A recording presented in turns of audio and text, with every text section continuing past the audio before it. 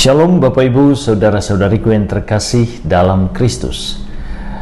Selamat berjumpa lagi dengan saya, Pastor Stefanus Chandra, dalam channel Renungan yang sama kita cintai ini. Adapun tema renungan kita hari ini adalah puasa, aktus kesalehan. Perikopa bacaan Injil yang akan kita renungkan bersama hari ini, tanggal 19 Februari 2021, diambil dari perikopa Injil Matius pasal 9 ayat 14 sampai 15. Saya berharap kita semua membaca perikopa ini. Bapak Ibu, saudara-saudariku yang terkasih dalam Yesus Kristus, bacaan Injil hari ini menyajikan diskusi antara Yesus dengan orang-orang Farisi tentang puasa. Berpuasa adalah salah satu dari 3 aktus kesalehan atau tindakan kesalehan yang wajib ditaati oleh semua orang Yahudi, selain berdoa dan amal kasih tentunya.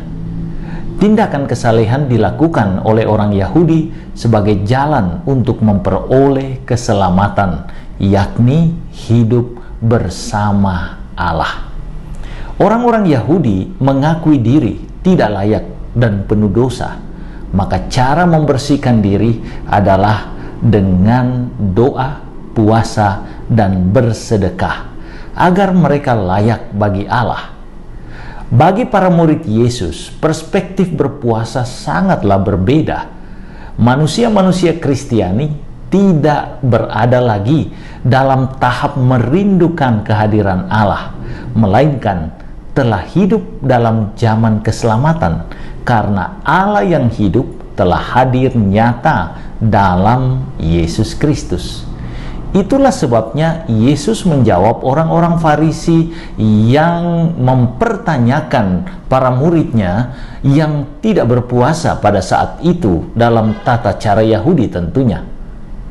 Yesus menjawab, dapatkah sahabat-sahabat mempelai laki-laki berduka cita selama mempelai itu bersama mereka?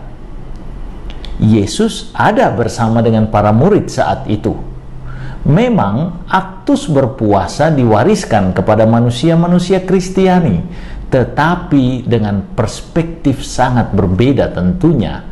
Karena bagi kita manusia-manusia Kristiani, berpuasa adalah tanda nyata penghayatan iman kita dalam mengatur dan mengolah diri kita terhadap berbagai hal yang dapat mengganggu relasi kita dengan Yesus Kristus.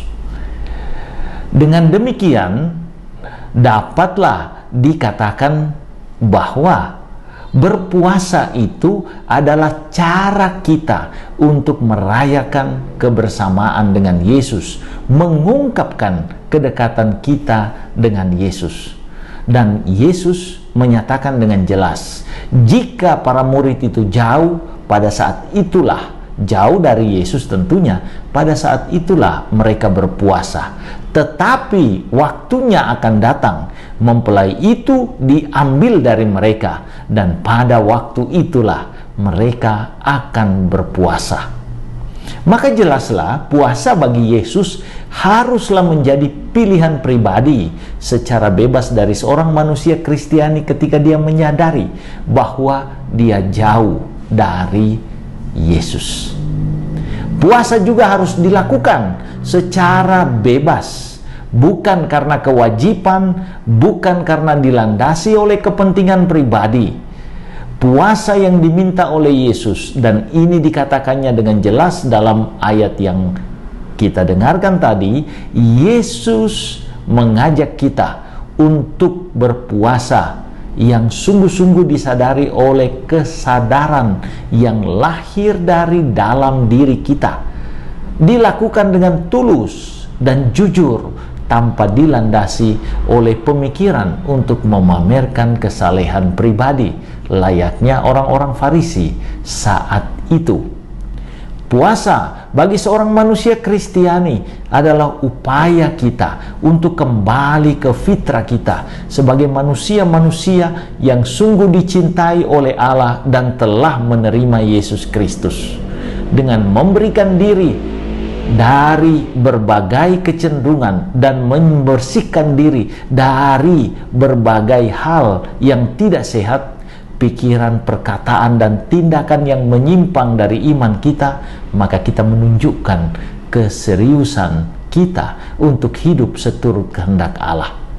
Dengan hidup murni seturut kehendak Allah, kita dapat menjadi berkat bagi sesama kita. Hal ini bisa dilakukan dengan dua jalan utama, yakni kita berdoa dan kita berpuasa. Itu kita membagi diri sebagai sedekah bagi orang lain. Selain pemurnian diri, kita juga dipanggil menjadi jembatan berkat bagi sesama kita melalui sharing talenta, melalui sharing harta benda yang kita peroleh dengan sesama kita. Berkat adalah tanda kasih Allah kepada kita, namun sekaligus panggilan bagi kita untuk juga menjadi pembawa berkat bagi sesama kita. Semoga kita laksanakan. Tuhan Yesus memberkati.